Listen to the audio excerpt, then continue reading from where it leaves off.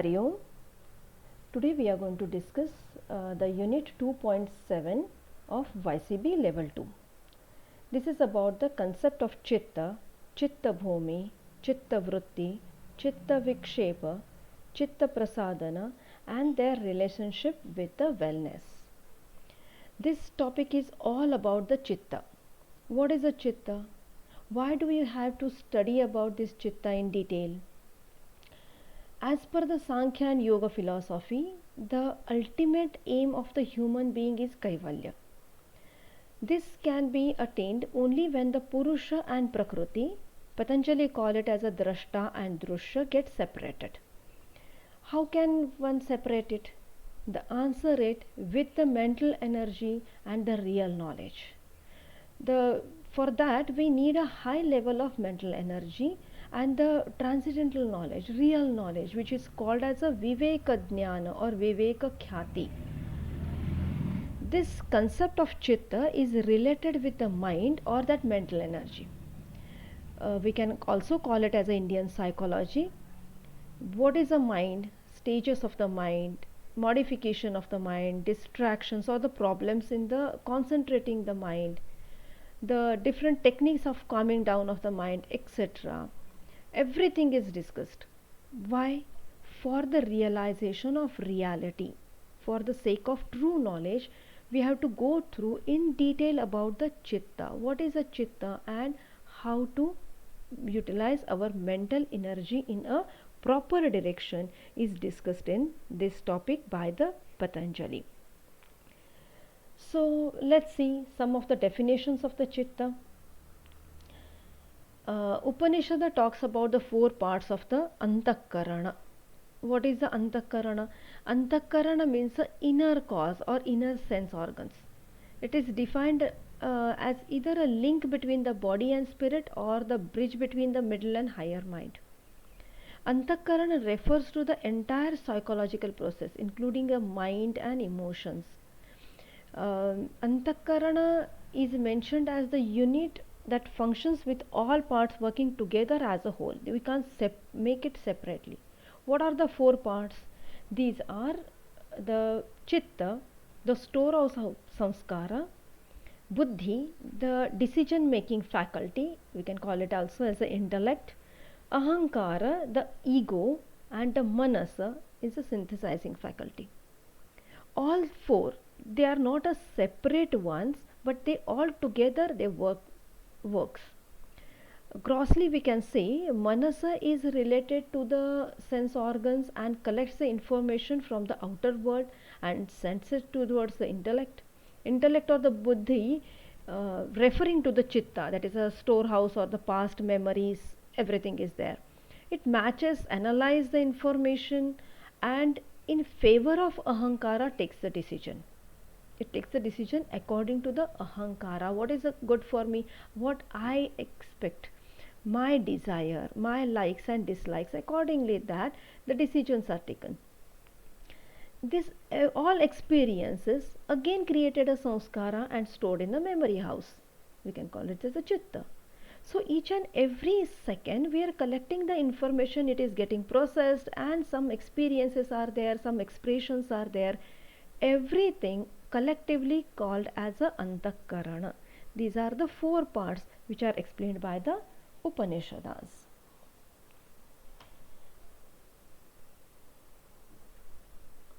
The Vedanta philosophy interprets the Chitta with the root word that is Chit, and this Satchidananda is the characteristic, or we can say how is the Paramatma is defined as a Satchidananda Swarupa. Even Jivatma is a part of a Paramatma, so it has that qualities of the Satchidananda. So what is that Sat? Sat is a truth, absolute being, existence, that never changing element is there, ever existence is called as a Sat. Then Chit is a consciousness, Ananda is a bliss, a state of pure happiness. The reflection of this aspect in the individual soul, which is a microcosm, is called as a Chitta. So chitta is a one thing which connects the jivatma with the body. Jivatma is connected with the Paramatma because of the chitta, and at the time of the moksha, Jivatma is merged into the Paramatma. It is possible only with the chitta only. So chitta is the one thing which creates a connection between the Jivatma and body. Atma, it comes in the body because of the chitta. It is also called as a Karana Sharira. Chitta is also called as a Karana Sharira. So it is connected with that.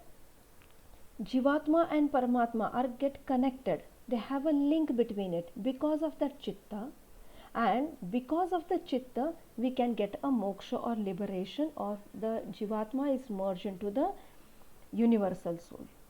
That is also possible with the chitta. That's why chitta is given a highest importance.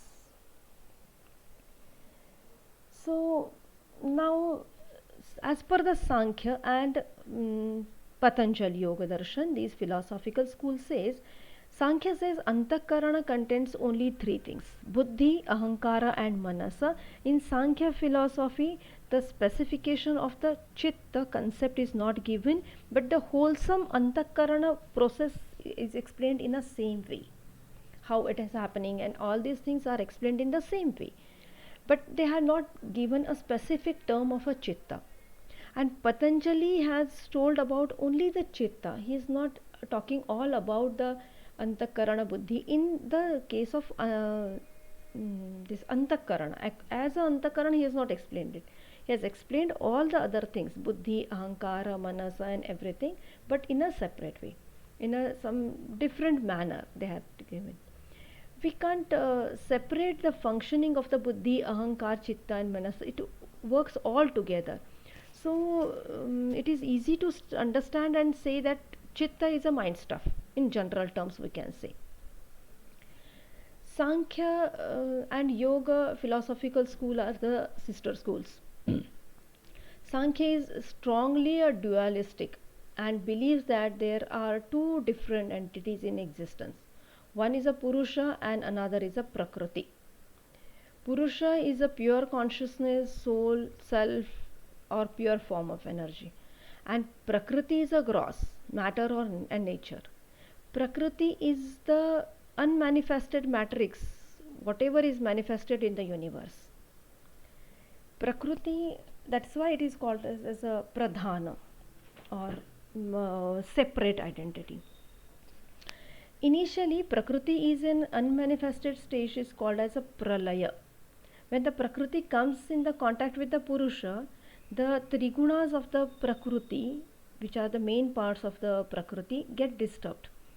And the first reaction or the manifestation of the Prakriti is a Sattva Guna, that is a Buddhi, Mahat. And after that, Ahankara, which consists of the three gunas, and manifested, and afterwards everything comes into the existence. So that this point has to be noted. Mahat is the first thing, and which has a Sattva Guna. Prakriti is a Trikunatmaka. Everyone knows about it, and the main elements, that three things, Sattva, Rajasa, Tamasa, are the three parts, are the main contents of the Prakriti, and everything, the nature, the element, the intellect, ego, body, chitta, whatever is manifested is out of that three gunas from the Prakriti. So the chitta and mind composed of three constituent components, that is the three gunas. The intellect or buddhi is a sattva dominating, but because of the avidya or the ignorance, or because of the ahankara dominant, it has lost its original sattva state. So the chitta consists of three gunas. The all impression, all the experiences are of the three gunas. That is a sattva, rajasa, and tamasa. So chitta is a memory bank which stores the impressions and experiences, all kinds of samskaras. But the important thing is that all the philosophical terms says that everyone is believing in the rebirth, except the Charvaka, rebirth. And samskara is the which accumulates the impressions of so many previous births. All the samskaras from the previous births are stored in a chitta in a seed form.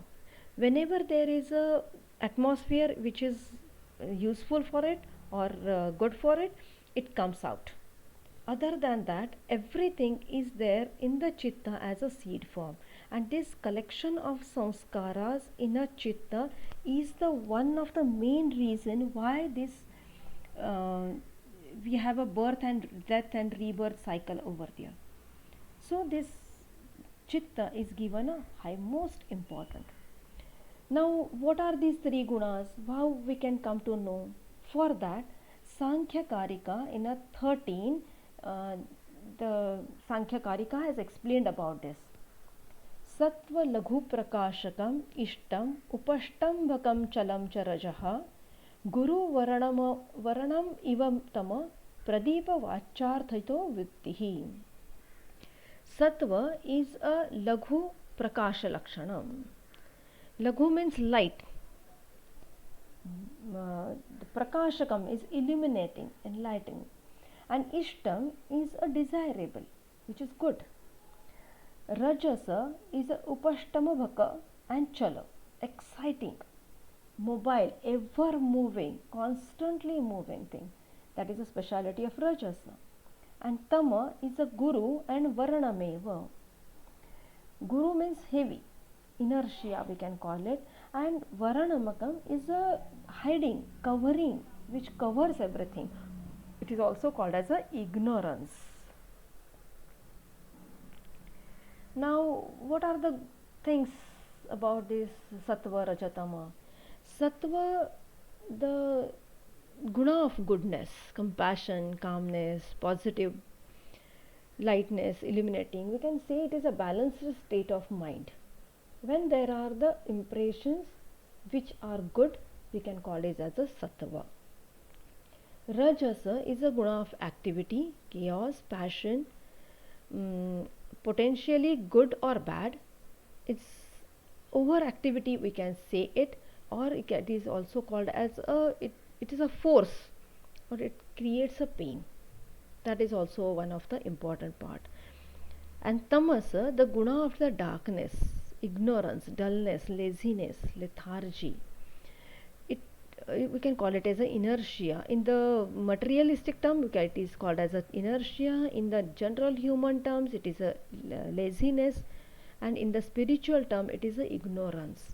So tamasa is given a very much importance because it is a ignorance, and ignorance, avidya, is the one of the very important part which creates the problem, or we can call it as a source of misery.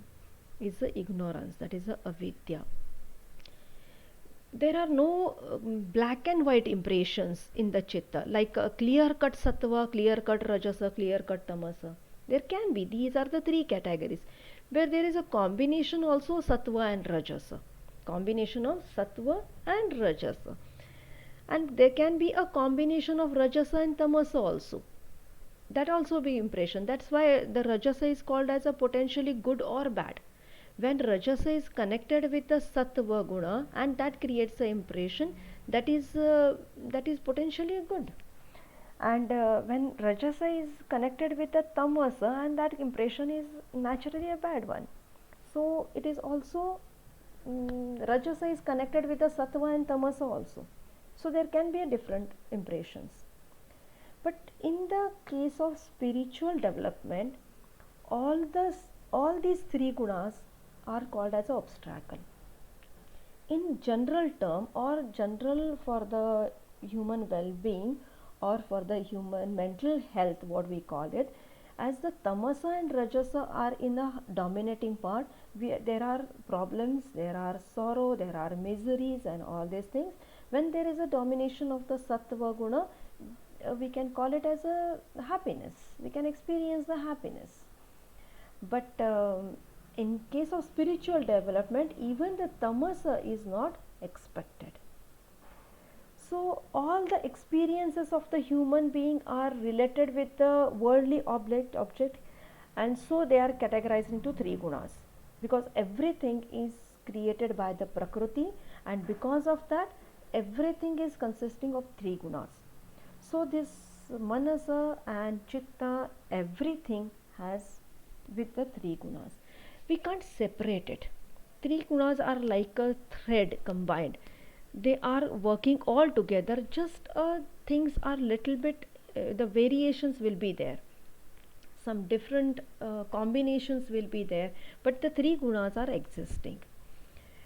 And as the Ayurveda says, all the human beings are made up of the Pancha Mahabhuta, five elements, and Sapta Dhatus and all. The internal organs are same and everything, but because of the different in the constitution of the three doshas, Vata, Pitta, Kapha, the every body functioning is different, and that's why everyone's prakriti is different, vata prakriti, pitta prakriti, or the combination of the some things, and that's why every human being is told as a different one.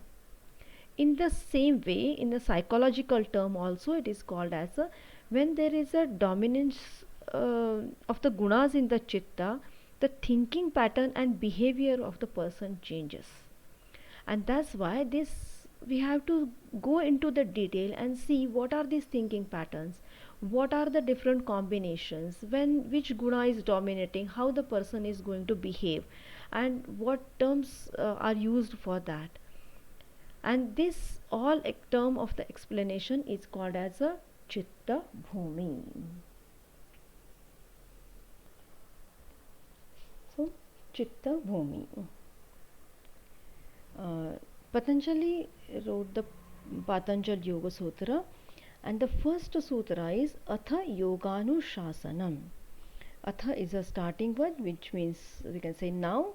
Now an expounding of the yoga is to be made. That Yoga Anushasanam. Sage Vyasa wrote the first commentary on the Yoga Sutras called as a Vyasa Bhashya.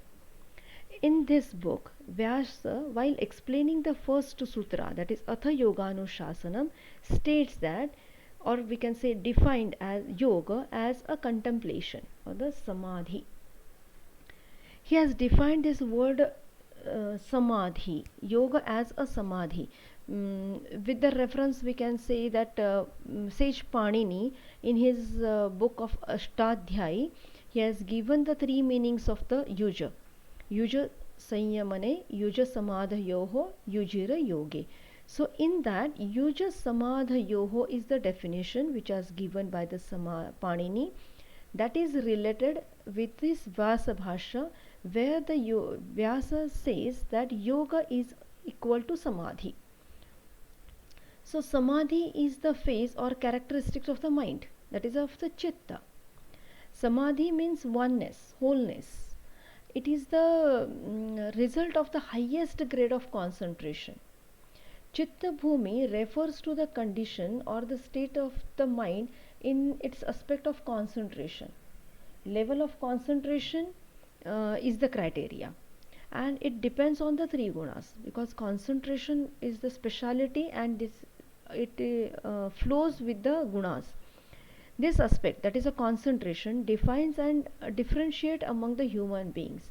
These different phases of concentration or unconcentrated state of mind is explained as a chitta bhumi by Sage Vyasa. So what are these chitta bhumis? The Vyasa says these are the five types of chitta bhumis. Kshipta, that is distracted or disturbed. Moodha is dull. Vikshepta is distracted. Ekagra, one pointed, and Niruddha is mastered. First one is disturbed mind, fluctuating mind, we can say it is. Okay, so let's go into the little bit detail about it. So Kshipta, the state of mind is called as Chitta, which is always involved in those things that causes by the agitation and anxiety. Over anxiety can be things. It is a restless and extreme motion. In the stage of Kshipta, the distracted mind being overpowered by Rajasa. The Rajasa is the dominating factor over here. These are the extremely unsteady, unable to concentrate or decide, and is the source of pain. Rajasa guna is the active quality. Rajasa guna in the people drive more passion, desire in them, which may subsequently lead to the greed, activity, taking up work, or restlessness. People with the Rajasa dominating personalities are full of attachment and a desire to get rewards from their action. Due to the dominance of the self interest in these individuals, they have distorted the picture of what is a right and what is a wrong. These individuals refrain from the detachment and abundance. For the Rajasic people, this world is a stage to prove themselves. They wish to do so by dominating the others. They want to prove themselves. For that, they dominate the others. And from the yogic aspect, is the fact is that every emotion is always born with its opposite. This desire to dominate among the Rajasic peoples comes coupled with the fear of being dominated or being nobody, of becoming a loser, constantly running towards a success that is never permanent, which is not permanent at all, but they are running towards it and always running away from the failure. The life of the Rajasic people is beset with up and downs, with the different flows, feeling of pleasure and intense pain. The Kshipta Chitta individuals, or we can say Rajasic individuals, have a high intellectual capacity. But due to the dominance of or overpowered by the ego, these individuals holds a strong faith in their own beliefs, whether based on the science or any other theory. But they think that what is their own belief is the true belief, and all other belief systems are wrong. They are very self-centered. But some of the good qualities are also there. We can call it as they have an interest, activity, they have an enthusiasm, or some attributes of these gunas also. The next one, the Chittabhomi, is called as a moodha. The state of mind is called as a moodha, which is always involved in those things which are caused to stupid or moron. This is the dominance of the tamasa quality. Moodha chitta is forgetful, blinded, and possesses the sleep modification. This chitta has the least concentration because of the tamoguna. Tamoguna is essentially a material quality. Tamo arises from the hopes and illusions. This makes the people it makes the people prone to qualities such as ambiguity, idleness, fantasy, and all these things. Tamasic individuals never question their own thoughts and actions. Tamasic individual functions from their pure selfish interest. The Moodha Chitta is not ready to invest their time, energy, or money to fulfill their desires. They expect somebody should work for them. And so, this tamasic individuals has half-felt desires and wishes that never comes to true, because the people are not ready to work towards them. They are not ready to work for that. They just desires everything. The another aspect of the moodha or tamasic chitta is a negative impact. Tamasa looks at the rest of the world with the tamasic eyes, and so sees the violence, corruption, and rot everywhere. Even when they look the happy scene, the tamasic individuals only see the dark side of the scene, missing out of that. They cannot love. Tamasic people do not believe that anyone truly love with an open heart. They constantly criticize the others, but never themselves. Tamasic people are not ready for any changes because of that dullness. Tamasic individuals see no need to reform and have no specific direction or intention of the life in themselves. The next one is very commonly found is a Vikkshepta. We can say 80% of the people are from the Vikshepta bhumi. This Chitta is one that oscillates between the opposites. This the state of mind is better than the state of the Kshipta state, because Kshipta is purely of the Rajasika. This is a combination of a Rajasa and Sattva. Rajasa is little bit higher there, but the Sattva is also there, is also active over there. So combination of the Rajasa and Sattva. This in this state one is immersed in the samadhi for quite some time because of sattva guna, rising of the sattva guna, but again the rajo guna gets dominated and they can get distracted outside. The mind darts along with other things. Most of the people come under this category. They are interested in the worldly pleasures, attachment, but simultaneously they are in the contact with the sattvic people or reading a scripture, or and they knows that these pleasures are not permanent. Some inner voice is trying to lead them towards the path of the knowledge or towards the good, that is a shreyas. But rajasa is also active in the chitta, so gets distracted very soon. We all for example, we all know about the importance of the asana pranayama, or getting up early in the morning, that is the brahma muhurta uttishtham, what ayurveda says us. This is useful for the body, healthy body. Following of the yama niyamas is good for the mental health. Everyone tries to follow the yogic lifestyle, but we can't hold the asana for a longer duration.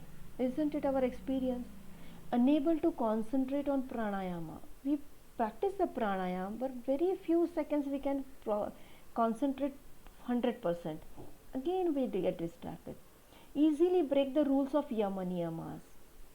At the end we get attracted towards the sensory. At the one end we are attached towards the sensory pleasures, and on the other hand feeling guilty or sad for our incapability of following the yogic lifestyle.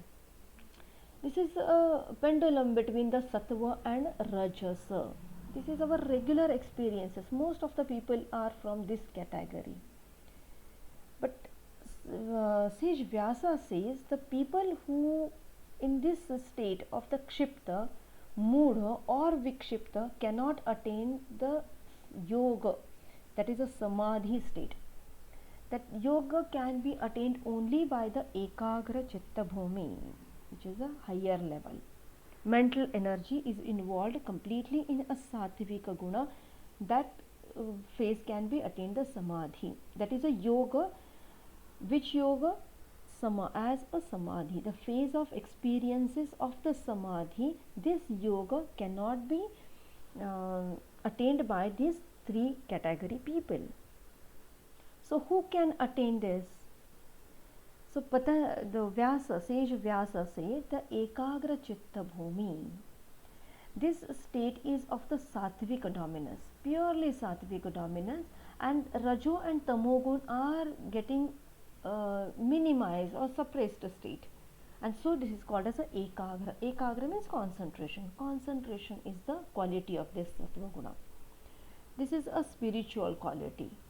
When the sattva guna is dominating, a person has a natural desire to be good and caring. In such individuals, the mind and senses are at the constant stable level, and they can understand the difference between the desirable and undesirable. Sattva dominant people consider the work as their duty.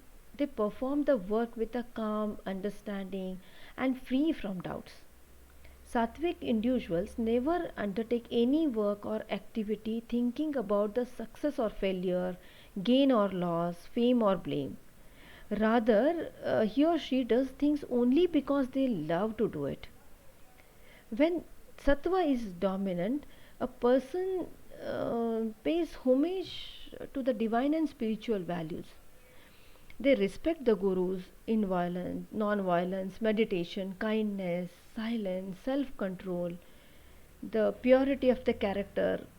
These are the specialities. Sage Vyasa says, Ekagra Chitta people, Ekagra Chitta bhumi people can experience the stages of the Sampradnyata Samadhi. And such people can easily concentrate towards the self and experience the Sabija Samadhi.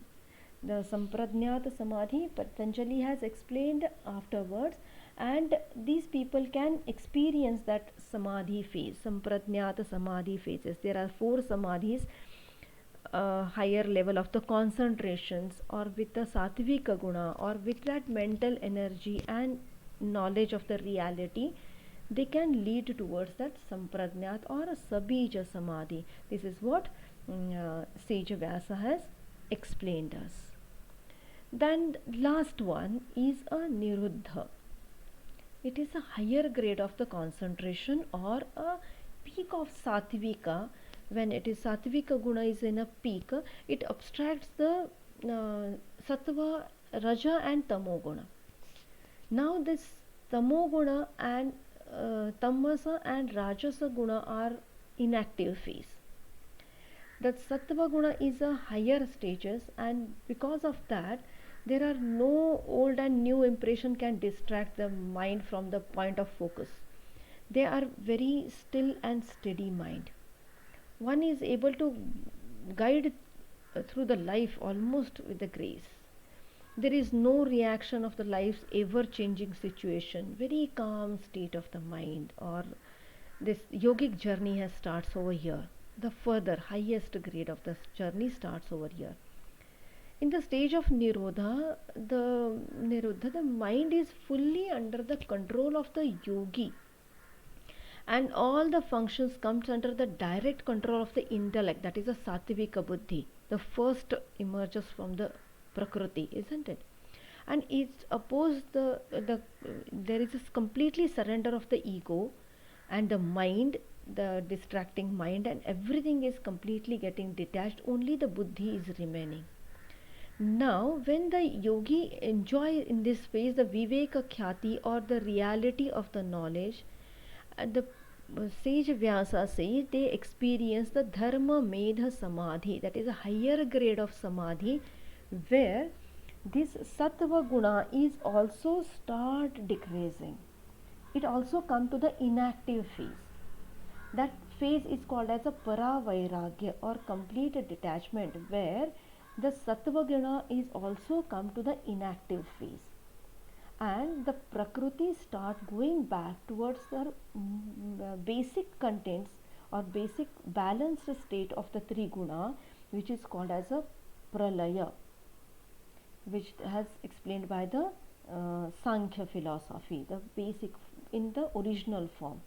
And that's why this phase, when the yogi sustain the stage of the Nirodha for a longer period, the mind reaches to the stage of equilibrium of three gunas. Equilibrium of the three gunas is the original form of the Prakriti, that is a Pralaya state, and that is called as a Kaivalya, where the two entities, Purusha and Prakriti, are get separated. They can experience the separate identity. That phase is called as a Kaivalya. So Kaivalya can be experienced, or Kaivalya is the phase attained by the Niruddha Chitta. When the Chitta is completely in the Nirodhavastha, Nirodha state, this Kaivalya can be experienced.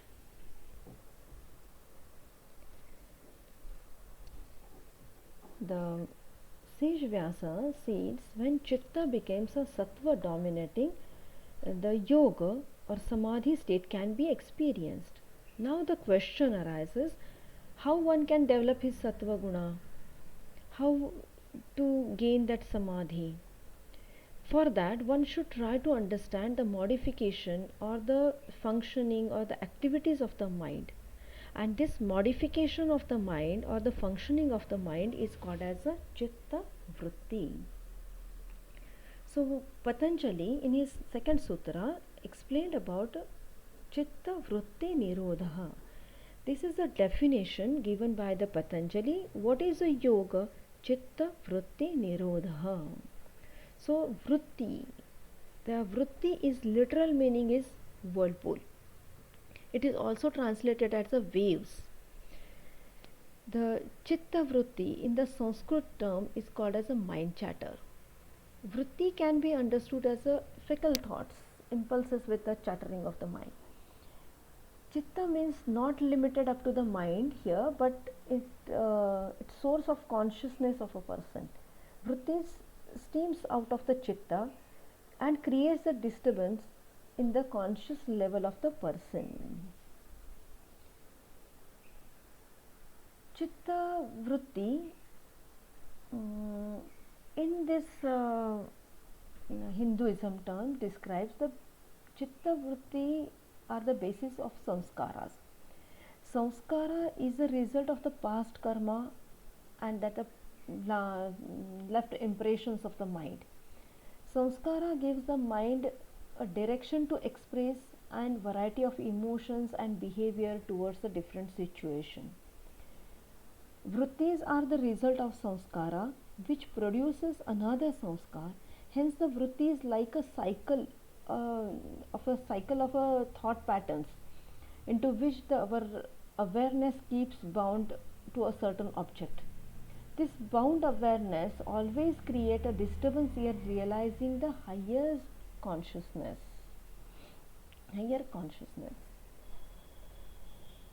This again the Patanjali says that these vrittis are klishta and aklishta. This modification of the mind are the fivefold and they are painful and non-painful.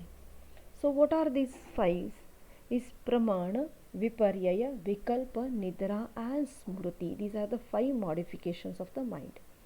Pramana is a right cognitions, right knowledge. Perception, we can call it. Viparyaya is a misconception or misunderstanding. Vikalpa can call it as a imagination.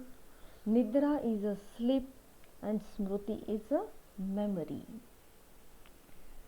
So next one, what is a pramana? Pramana means a valid means of the knowledge, which may be translated approximately as a right knowledge or knowledge related to the facts. Comprises all those experiences in which the mind is in direct or indirect contact with the object of the senses. And the mental perception correspond with the objects.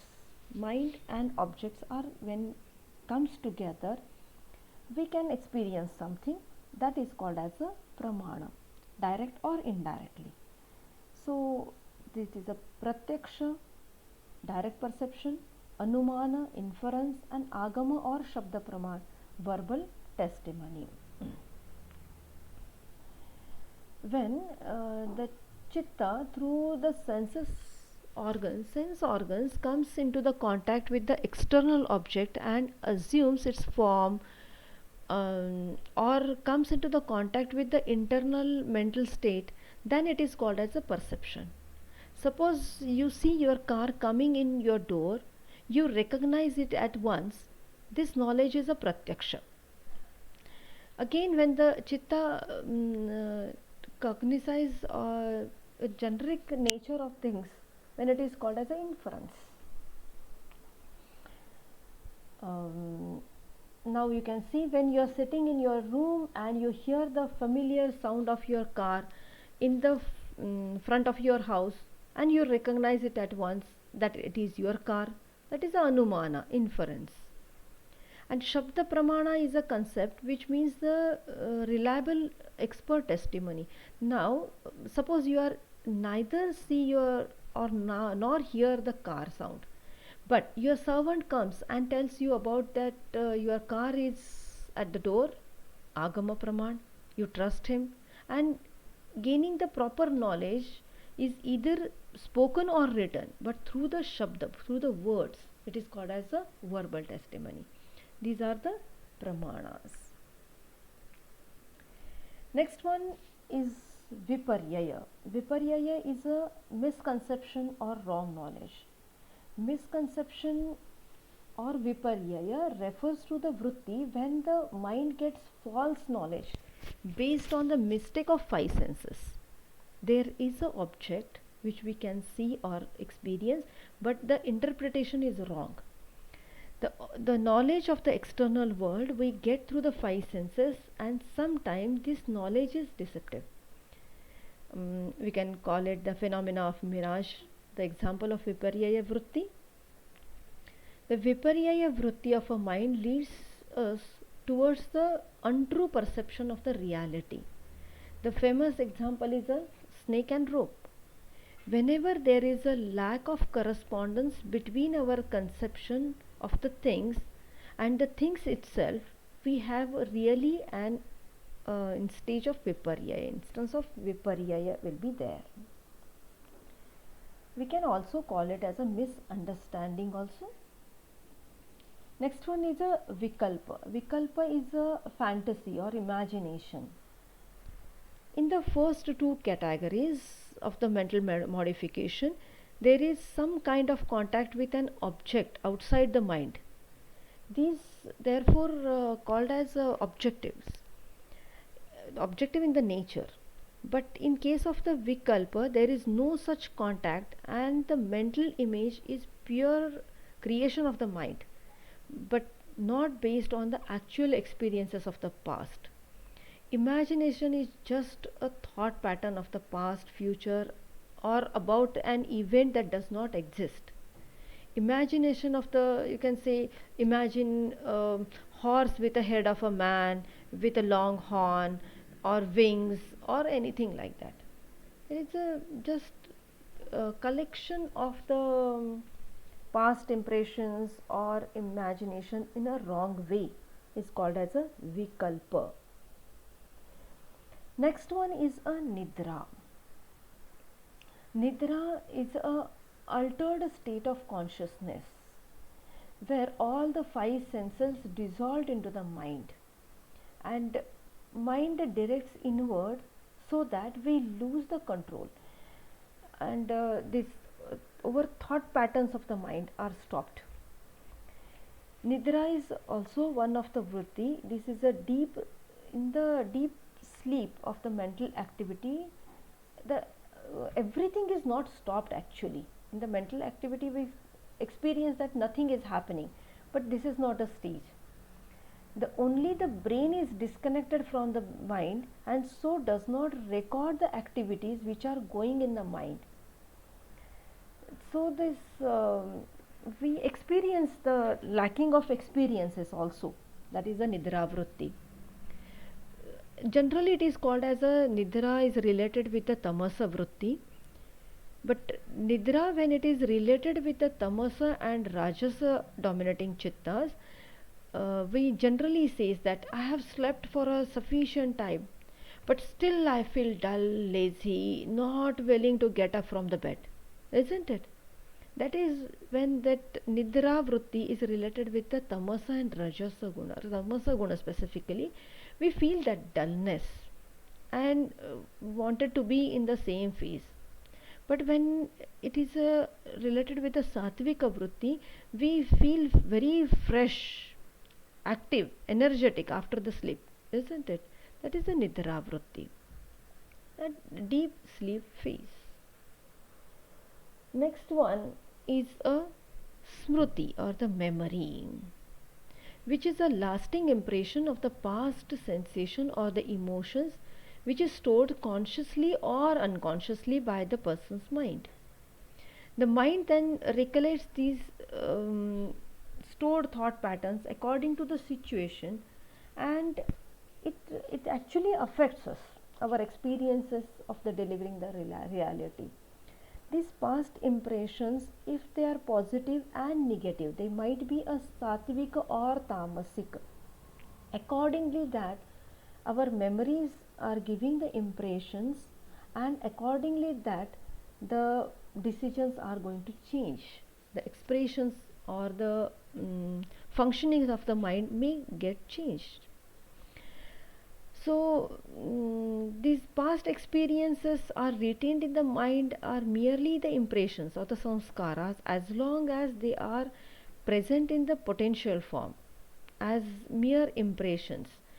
We cannot consider it as a Chitta Vritti. It is the only when the potential impressions are covered into their active state of the form of the mental images, we recollect it, then it is called as a considered as a Chitta Vritti. They are samskaras, but when they are recollected and re-experienced, then it is called as a Chitta Vritti, because these recollected things may affect our decisions and our feelings or our expressions. These chitta vrittis are klishta and aklishta. Patanjali is telling us these are painful and painless. They can be non-painful also. Vrittis that are painful, that obscure our ability to see our true self, and vrittis that not interferes with that perception are painless. This klishta vritti generate the sufferings, and they generate the karma samskara. That karma samskara keeps the man bound in the chain of the life, death, rebirth, that cycle. These klishta vrittis are, when they are vrittis are called as a klishta when they are accompanied by the kleshas. Kleshas are the psychological afflictions that colors and clouds our thoughts, intention, perception as well as the feeling. Patanjali explained these kleshas in the second pada, these 5 types of the kleshas, but they are related with the vrittis. When these vrittis are colored with the kleshas, we can experience it as a painful. So, what are these kleshas and why we call it as a kleshas? The real meaning in the Sanskrit, the klesha is considered as a poison, which gives a very trouble or sufferings, which are the cause of the suffering, are called as the kleshas. So these makes our thoughts, understanding and everything getting disturbed with that. So all the vrittis will not function properly when they are related with these kleshas. So what are these kleshas? Patanjali says avidya, asmita, raga, dvesha, abhiniveshaha, kleshaha. Avidya is the root cause of all other 4 kleshas. Avidya is what? Avidya is a ignorance, lack of spiritual knowledge, lack of a reality. We are all in a phase of avidya. Avidya means we are not aware of the reality. What is a reality? And that's why this all 4 comes. That is a asmita, egoism, I-ness. We are experiencing I-ness, and with to fulfill that I-ness, the raga and dvesha comes. What is that raga and dvesha? Raga is we can call it attachment, likes, pleasures. Pleasure is related with the sensory organs and related with the I-ness. I like this, same way. And the dveshas are aversions, avoidance of the pain or dislikes. I don't like this. When I say, that is related with the dvesha, it is related with the I-ness. And again that is comes the abhinivesha. Abhinivesha is I want to be a permanent one. Death of fear of the death. I don't want to be die. That everything are that related with the asmita. Raga, dvesha, abhinivesha are related with the asmita, and asmita is a false image of the self. We don't know who am I, and that's why that I-ness, the realization of I is wrong, interpretation of I is wrong, and that is called as a avidya. We don't know exactly what we are and who am I, and because of that, vrittis are our mental responses to the external stimuli. The mental responses are modifications in the form of waves. The stimuli comes from the attraction, distraction, pleasure, pain, joy, sorrow, etc. The with the universe around us. The ego sense identifies with these thought waves, isn't it? So the thought waves are pleasant when the ego says I am happy, and thought waves are unpleasant when ego says I am unhappy. This wrong identification of ego, that is I-ness, is the cause of all miseries. The Purusha cannot be affected, that pure soul is cannot be affected by the thought waves. It is eternal, pure, enlightened, and totally free. As long as the thought waves and the ego senses are identified with each other, man will never able to know his real self. That is the sense which is given by the yoga. When this I-ness is completely surrenders, it is stopped, we can experience the reality. It is one of the example it is given that to understand the action of the thought waves, let's take an example of the water and the lake. When the water of the surface is calm and clear, it is possible to see the bottom of the lake, but if it is covered with the ripples or it is muddy, we will be it is quite impossible to see the bottom. The bottom of the lake represents our true self or Purusha, Drashta. The lake represents the mind or Chitta. The ripples or muddiness are the wandering of the mind, modifications of the mind, or we can call it as a vrittis. Thus, if the mind is calm and clear, it will be possible to see our true self or the Purusha. The Sattvika person is calm. He has a control over the thoughts which flits in and out in his mind. Yoga gives this way to restrain or control the fluctuations or the modifications of the mind. So first we have to make it aklishta. We have to detach or separate the kleshas from it. So our vrittis will become a painless. So we can control nirodha our vrittis by the way of yoga, and then what we can see our true reality. What is the reality? But is it so easy to do it? Naturally not. And for that, while doing this practice or while making our vrittis, trying to control our vrittis and developing ourselves towards the sattvika guna, some of the obstacles or the problems may arise. That problems are called as a Chitta Vikshepa. And we will discuss this Chitta Vikshepa or Antaraya and Chitta Vikshepa, and the way to come out of it is called as a Chitta Prasadana in our next lecture. Hari Om and thank you.